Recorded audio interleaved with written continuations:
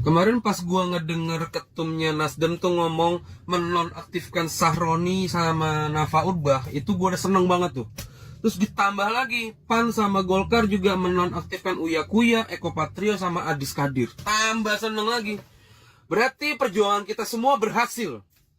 Tapi bentar, kok ada yang aneh? Kenapa menonaktifkan? Bukan memecat. Pas gua baca maksud dan tujuan keputusan itu, gue cuman bisa bilang bangsat. Walaupun 5 orang bajingan itu dinonaktifkan, tapi mereka tidak kehilangan statusnya sebagai anggota DPR. Dan mereka masih tetap bisa menerima semua fasilitas sebagai anggota DPR. Masih terima gaji pokok dan semua tunjangannya. Kerja kagak, kenapa harus dibayar? Karena dinonaktifkan itu adalah kata lain dari pemberhentian sementara. Bangsat! Sumpah, ini asli bajingannya ini. Apa lo? Ternyata apa yang saya sampaikan kemarin sore, bahwa hati-hati dengan istilah nonaktif, bukan pemberhentian. Karena nonaktif itu di dalam Undang-Undang MD3 itu tidak disebutkan. Yang ada adalah pemberhentian. Ternyata saya baru mendapatkan kiriman berita dari teman bahwa betul Ketua Banggar sebutkan secara teknis bahwa anggota DPR yang nonaktif itu masih menerima gaji. Ini yang menyebutkan tuh Ketua Banggar, namanya Said Abdullah, menjelaskan mereka masih menerima gaji. Artinya apa yang saya ucapkan kemarin itu, bahwa hati-hati dengan istilah nonaktif. Berarti Uya Kuya, siapa lagi namanya ini, Eko, kemudian Nafa Urbah ataupun Sahroni dan dari Golkar, mereka masih tetap menjadi anggota DPR yang menerima fasilitas dari negara. Saya kira ini menjadi catatan kita semua bahwa ketua-ketua umum partai jangan main-main dengan rasa keadilan publik. Saudara sekalian, sekali lagi, aspirasi murni yang ingin disampaikan harus dihormati. Hak untuk berkumpul secara damai harus dihormati dan dilindungi.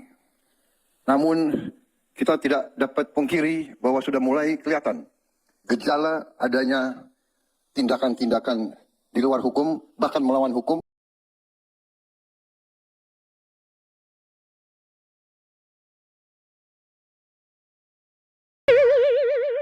Elah. Kalau kayak gini ceritanya, kayaknya emang Prabowo tuh pengen didemo lagi oleh masyarakat, oleh rakyatnya sendiri. Sekelas tuntutan rakyat, lagi-lagi diabaikan oleh Prabowo, tidak ditanggapi secara serius oleh Prabowo. Sekelas tuntutan rakyat yang pengen Prabowo atau pemerintah untuk segera mencopot Listio Sigit dari Kapolri, tidak ditanggapi. Yang pengen Prabowo atau pemerintah untuk segera mereformasi Badan Polri secara total, tidak ditanggapi oleh pemerintah. Lagi-lagi yang menjadi urgensi utama Prabowo itu bukan rakyat, bukan tuntutan rakyat. Yang menjadi urgensi utama Prabowo adalah pejabat-pejabat negara. Padahal masih di situasi demo ya. Tapi Prabowo malah menomorsatukan menaikkan jabatan polisi yang terluka. Padahal kita semua tahu bagaimana kualitas polisi kemarin ketika demo. Kita tahu bagaimana mereka. Tapi yang menjadi urgensi utama Prabowo malah menaikkan pangkat polisi yang terluka, bukan mengakomodir tuntutan rakyat. Apakah tone deaf adalah jalan ninjanya Prabowo? Apakah menjadi budak, mengabaikan rakyat, menomorsekiankan rakyat, tidak menanggapi serius tuntutan rakyat adalah jalan ninjanya Prabowo? Belum lagi kita ingat soal kendaraan rantis yang kemarin melindas Afan Kurniawan. Orang yang di dalam, polisi yang di dalam, cuma dihukum 20 hari pansus tanpa kasus pidana yang lain. Masih seger di kepala kita ingatan siapa yang menghilangkan nyawa Afan Kurniawan. Tapi Prabowo malah menaikkan pangkat dari satuan yang menghilangkan nyawa Afan Kurniawan. Ini hati nurani Prabowo di mana sih? Halo guys, saya masih ingin ngobrol soal video ini. Saya sampaikan ke Kapolri, saya minta semua petugas dinaikin pangkat luar biasa karena bertugas di lapangan membela negara, membela rakyat, ya kan, menghadapi anasir-anasir. Ya, di video ini entah kenapa ya, saya kok merasa Pak Prabowo ini kok sama sekali nggak ngerti ya soal kondisi psikologis rakyatnya sendiri, kondisi perasaan rakyatnya sendiri. Pernyataan-pernyataan beliau seperti polisi ini terluka karena telah menjaga negara dari musuh-musuh, dari anasir-anasir. Polisi ini terluka karena bentrok dengan rakyat ketika demonstrasi. Lalu apakah para demonstran ini dianggap musuh negara? Lalu polisi ini diperintahkan oleh Pak Prabowo untuk diberikan kenaikan pangkat luar biasa. Ini apa nggak berbahaya? Karena polisi yang lain, mungkin aparat yang lain akan berpikir, wah saya akan semakin beringas terhadap demonstran. Kenapa? Karena kalau saya terluka pun, saya akan dapat kenaikan pangkat. Mungkin semakin berat luka saya, semakin tinggi pangkat yang saya dapatkan. Apa nggak akan seperti ini jadinya? Lalu apakah mereka yang melindas Afan kemarin juga akan diberikan kenaikan pangkat? Mereka yang memukuli pemuda di Jogja sampai mati juga akan mendapatkan kenaikan pangkat karena bentrok dengan demonstran. Kenapa kok pernyataan-pernyataan beliau, presiden kita ini, kok sama sekali tidak pernah terdengar pro kepada rakyat gitu ya? Senang sekali Pak Prabowo ini kan memuji-muji anak buahnya, memberikan hadiah dengan mudahnya ke anak buahnya, kenaikan pangkat, bintang Mahaputra, padahal baru 10 bulan bekerja dan banyak sekali masalah di kabinetnya, tapi begitu banyak menteri yang mendapatkan bintang Mahaputra. Bahkan koruptor pun mendapatkan hal yang sama, bintang Mahaputra, tanpa kejelasan alasan detail kenapa bintang Mahaputra itu diberikan. Sama sekali masyarakat nggak ngerti. Masyarakat cuma tahu bahwa kemudahan yang diberikan oleh presiden kita adalah kemudahan untuk menaikkan pajak bagi pemerintah. Pak Prabowo ini selalu berbicara soal apa yang terjadi ya, masalah-masalah yang terjadi, pembakaran gedung DPRD di Makassar dibilang makar lah, tanpa mau mengerti kenapa kok masyarakat bisa semarah ini. Jadi tidak sama sekali pernah terdengar bahwa beliau berjanji akan mereformasi pajak misalnya, mereformasi hukum, akan melakukan penegakan hukum yang lebih baik, akan mencopot anggota-anggota kabinetnya yang nggak bekerja baik. Tidak ada sama sekali.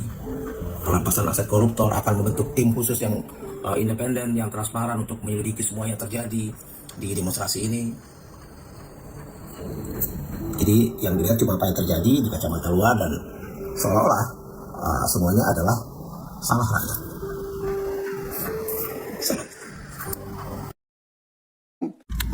Udah denger belum pidatonya Pak Presiden? Part 2 nih gue ngomong kayak gini. Mau gue singkat nggak? Gue singkat aja ya. Intinya bertele-tele, muter-muter omongannya. Dia bilang katanya dia bisa menerima aspirasi secara damai.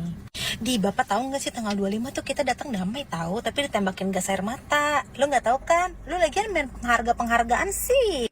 Lagian gue tanya ya, kan itu kan isu udah gede banget gitu ya, di mana-mana gitu. Emang lu nggak bisa apa di grup WhatsApp lu gitu ngomong gini, penghargaannya kita tunda dulu deh ya sampai keadaannya mulai baik gitu. Soalnya gue denger nih ada isu tanggal 25 nih ada demo, demo pertama kan itu tanggal 25 kan.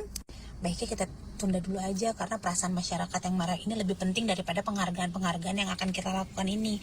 Kalau kita lakukan terus nanti masyarakat bisa tambah marah. Kenyataannya, udah biarin aja masyarakat mau demo bodo amat. Kita tetap melakukan apa yang sudah kita rencanakan. Gas! Demo baik-baik diusir pakai gas air mata. Padahal ada aturannya kan, demo bisa sampai jam 6. Kenapa jam 12 siang udah ditembakin gas air mata? Itu yang Bapak bilang aspirasi dengan cara damai. Nggak bisa Pak, cara damai Bapak nggak denger. Budek. Tibalah mulai agak keras dikit tuh suaranya. Bapak nggak denger juga, sekarang makin keras baru kan. Lo ketar-ketir semuanya. Negara harus hadir untuk melindungi masyarakat. Basi. Ini ada lagi nih, mau mengundang tokoh-tokoh masyarakat lalalalili. Siapa yang mau lu undang? Udah nggak usah undang-undang lagi deh, kelamaan. Itu kan udah dikasih 12 pokok tuntutan masyarakat. Udah dipersimpel, lu tinggal ambil, copy paste, jalanin. Gak usah pakai acara mau ngundang sana, mau ngundang sini makin lama. Udah 7 hari ke depan tidak dilaksanakan, selesai udah. Kita reformasi aja dari nol aja semuanya. Gitu gak sih? Bertele-tele, muter-muter-muter, intinya Ya lu cuman, ya udah deh, daripada ntar kebanyakan mintanya masyarakat udah kita hapusin aja tunjangan DPR, biar yang lain-lainnya enggak kayak RUU perampasan aset, udah biar aja, yang penting kita iyain yang 2 itu aja, yang lainnya biar aja nggak diituin. Pak, kita tidak bodoh, tolong ya, sahkan 12 TikToknya Kak Salsair deh, itu coba 7 hari ke depan kita lihat. Kalau gue migran lagi yang kedua kali. Baik teman-teman sekalian, kami 4 presiden buruh, saya bersama Bung Iqbal, Bung Jumur Hidayat, bersama Ibu Eri Rosita Sulaban. Yang pertama, Gerakan Buruh Indonesia mendukung penuh Presiden Prabowo Subianto. Dan kami menegaskan, kami bukan berada di belakang Presiden, kami berada di belakang Presiden. Dan yang pasti, kami mendukung demonstrasi yang damai. Tetapi kami tegaskan, kami menentang perusuh-perusuh yang mencoba mengganggu stabilitas politik dan ekonomi di Indonesia. Karena itu, Presiden berjanji ruang demokrasi tetap terjaga, dan beliau berjanji yang pertama, RUU perampasan aset segera dibahas. Udah nggak perlu lagi Pak janji-janji kayak begitu. Ini udah bukan masa kampanye, Bapak udah jadi presiden. Yang diperluin itu tindakan Pak, tindakan. Bukan lagi janji-janji Pak, udah selesai Pak masa kampanyenya. Bapak udah jadi presiden, bangun Pak, bangun.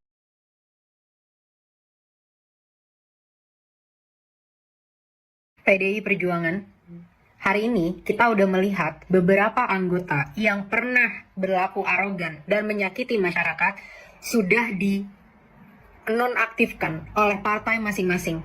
Tapi sampai saat ini kita masih menunggu bagaimana dengan jawaban kalian terhadap anggota-anggota kalian yang pernah menghina rakyat.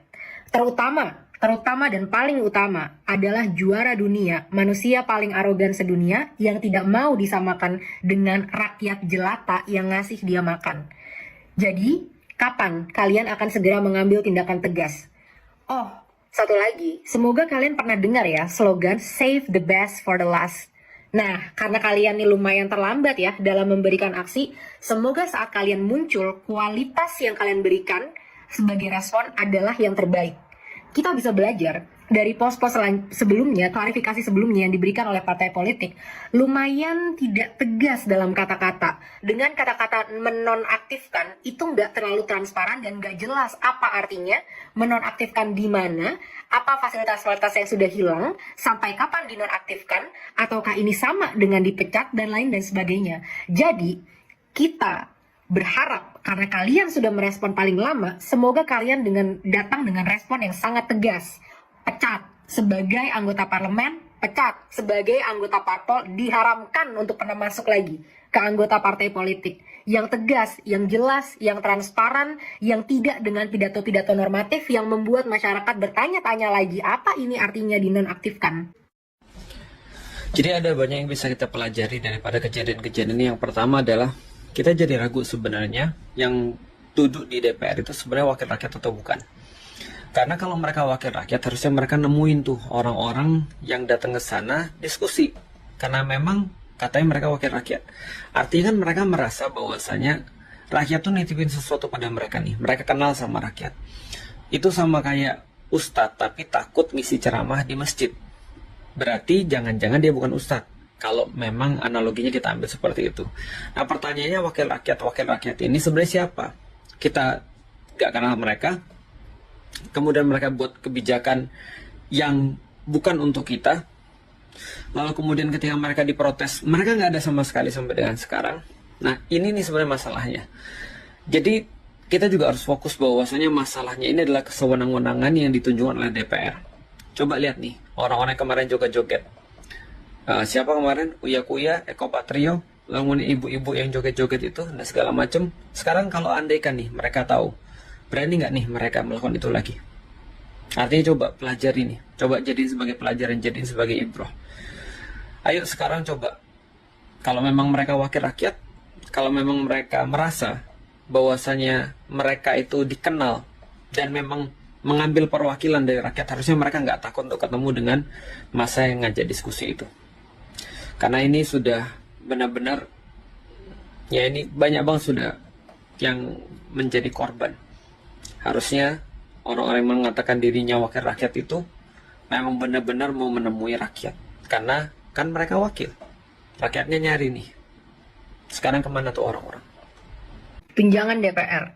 Kita nggak mau lagi ada yang namanya politik-politik dan kebijakan-kebijakan yang cuma secuil memperbaiki apa yang diaspirasikan rakyat.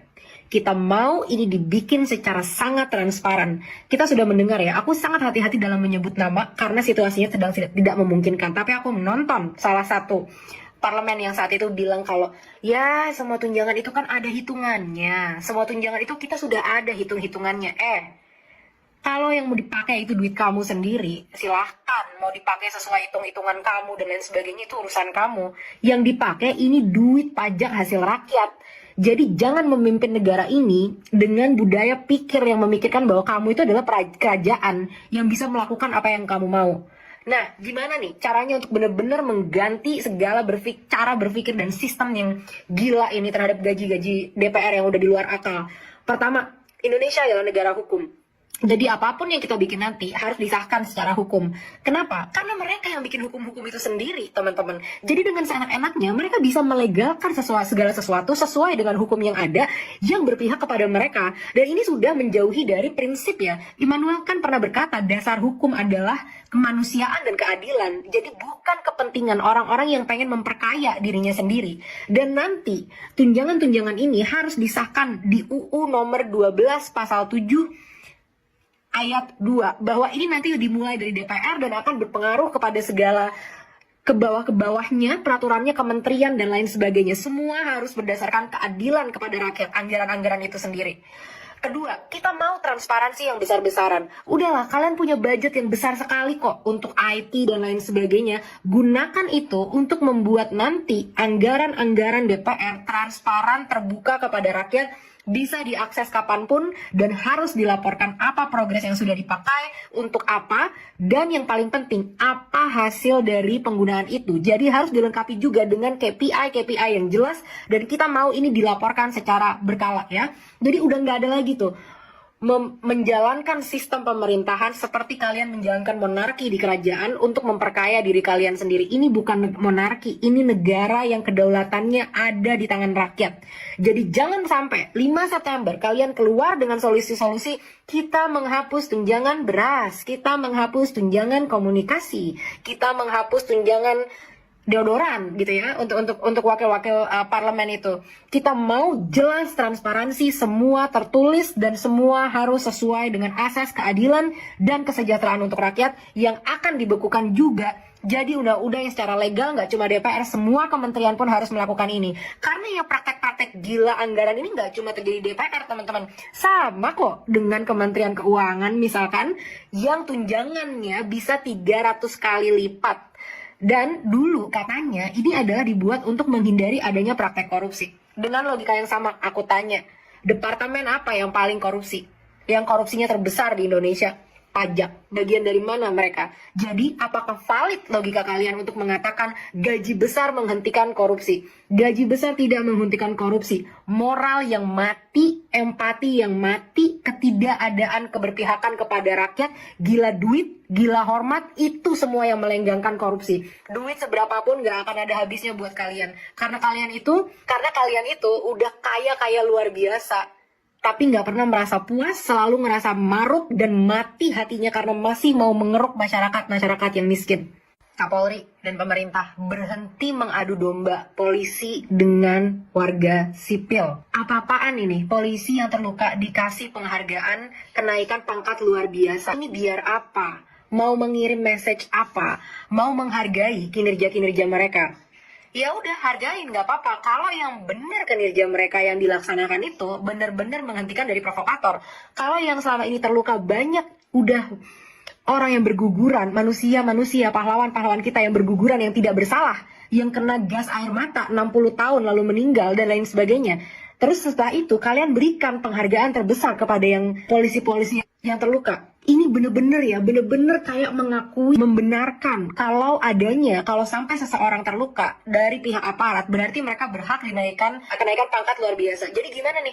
Kalau polisi yang pengen naik pangkat harus terluka gitu. Jadi harus makin anarkis gitu, biar kalau bisa memancing amarah masyarakat, mereka terluka makin naik jabatannya. Itu gimana logikanya? Karena kita memberikan penghargaan kepada yang nantinya bisa menginspirasi tindakannya untuk menginspirasi yang lain biar mengikuti tindakannya. Kalau kayak gini kan bisa jadi makin agresif dong aparat kepolisiannya. Yang kedua, ini bagaimana memenuhi asas keadilan. Kalau mereka yang terluka dapat kenaikan pangkat luar biasa, gimana dengan masyarakat yang terluka? Boleh digratiskan pajaknya seumur hidup. Karena mereka yang pahlawan-pahlawan demokrasi kita yang sebenarnya yang berani turun ke jalan, berani mempertaruhkan nyawa untuk membela bangsanya. Boleh nggak mereka dikasih pajak, free pajak seumur hidup dan dibiayai seluruh keluarganya sama negara? Boleh. Karena mereka juga adalah pahlawan-pahlawan kita yang sebenarnya. Dan ketiga, apa urgensi memberikan penghargaan di saat genting seperti ini? Tuntutan sudah keluar, tuntutan sudah jelas. Kenapa nggak fokus untuk menjalankan tuntutan biar tidak ada lagi adu domba antara polisi-polisi dan aparat yang bertugas dengan warga sipil?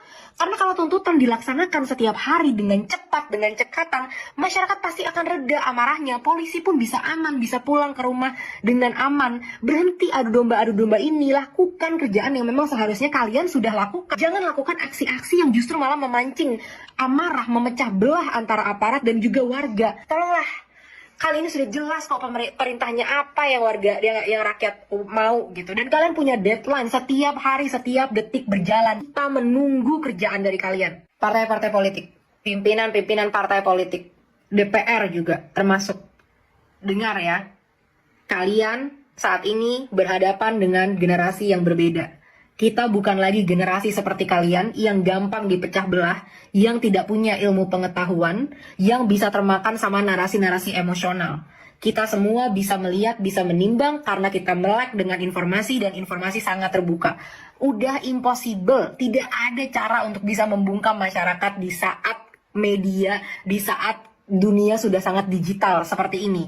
Jadi udah, jauhkan segala drama, nggak usah jadi acting gitu ya, karena ini kalian bukan pemain sinetron, kalian juga bukan selebritas, jadi nggak usah lagi acting harus nangis, harus ini, harus itu. Aksi, kita minta aksi. Kita nggak butuh permintaan maaf, kita nggak butuh air mata. Kalian harusnya tersinggung saat kalian nangis-nangis di depan rakyat, karena sudah bukan lagi tangisan, tapi darah sudah berceceran dari rakyat itu sendiri. Dan yang kita minta adalah kalian dengarkan suara kita. Sampai saat ini, partai-partai yang cuma bisa nangis-nangis, yang cuma bisa minta maaf, ingat kalian, kita generasi mendatang, kita tandain mereka satu-satu dan akan kita melengsarkan mereka dari pemerintahan selanjutnya. Karena mereka hanya bisa berdrama tapi tidak bisa beraksi. Kalian masih punya waktu ya, masih ada beberapa hari, jadi masih ditunggu. Apakah kalian berani memecat anggota-anggota kalian yang arogan? Minta maaf tidak cukup. Kalau minta maaf cukup, bisa nggak kita nggak usah bayar pajak terus minta maaf sama pemerintah? DPR itu tadi dapat rumah. Semua DPR, ratusan itu dapat rumah. Dalam rangka efisiensi nggak jadi. Bukan nggak jadi, diganti. Dapat tunjangan rumah 50 juta sebulan. 50 juta sebulan, guys.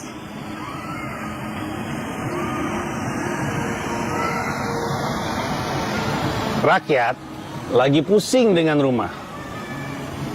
Di Mensrea, gue bilang bahwa ada masalah kelas menengah yang tidak dirasakan sama orang kaya dan tidak dirasakan orang miskin dan sama anggota DPR, yaitu kepemilikan rumah.